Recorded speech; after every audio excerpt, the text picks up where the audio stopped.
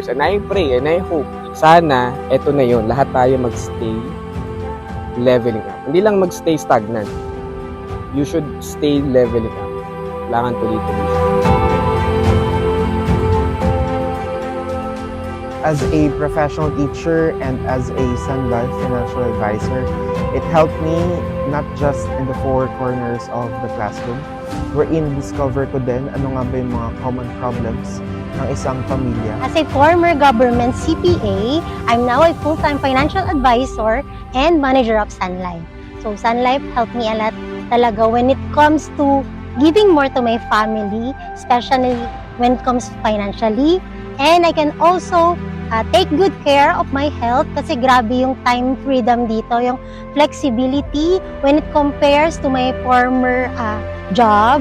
Ibang-iba talaga when it comes to being a Sun Lifer. As a pharmacy, Sun Life give me more time to spend with my family. And travel incentives pa. So, nasama ko din parents ko, nasama ko mom ko to travel local and international. By the help of Sun Life. Way back 2021, nag-start ako mag-Sun Life. And that time, meron din akong business. Actually, kami ng partner ko. And then, doon ko na-realize na talagang pwede mong isama si Sun Life doon sa kung ano yung currently na ginagawa mo. As a certified public accountant, wasn't really able to fulfill something. But with Sun Life, I was able to really find something in it. As a Sun Life financial advisor and a unit manager, I'm also a young parent of 4 kids. So having Sun Life on the side, I can fulfill my roles as a wife and as a mom and a career woman at the same time. As a BPO employee, nakuhanan ko na ng life insurance ang buong family ko. May time freedom ako to do other activities and I am able to help other people to secure their families' lives. So as a breadwinner, Sun Life helped me to have another channel of income. And then it also gives me a more positive outlook sa buhay. Sun Life helped me to build a personal growth to me, to my people. I was able to develop leaders under my wing. And masaya ako na nakikita silang nag-grow dito. Masaya ako na bawat isa sa kanila, hindi lang income yung pinag-uusapan na growth, but also a mindset growth, personal mindset growth. And most of them, if not all, become successful financial advisor and manager. And aside from that, they give me some knowledge about how to handle my finances and how to prioritize my health. Doon ko din natutunan na dapat lahat tayo may health insurance.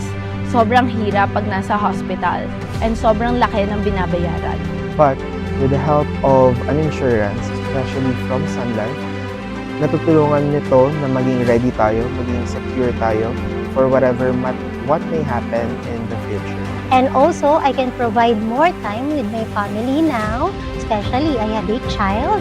Ayan. And also, I can do more things like I can explore, I can do more hobbies than before. Ang difference lang talaga is the flexibility. So, here in Sun Life, pwede tayong mag-sked kung ano yung book na gusto nating gawin, kung kailan tayo mag-represent kay client, syempre sa availability nila.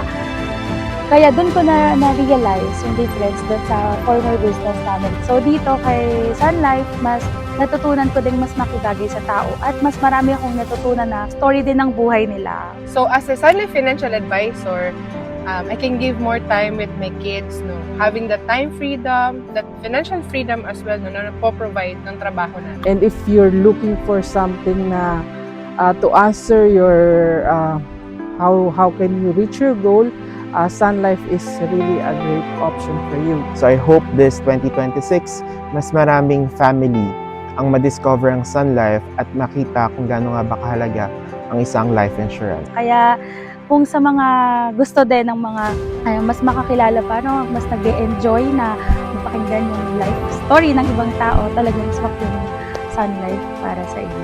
With this job, I was able to give time for my family as a husband, as a dad of 4 kids. And wala akong regrets na ito yung pinili kong career. And I'm always telling myself, I am willing to do this hanggang mag-retire ako. And sana ikaw din, mahanap mo na yung work na para sa'yo. and handa kang mag-retire hanggang sa dulo na gawin yung trabaho na yun. With that, I am happy, I am grateful, and I am thankful.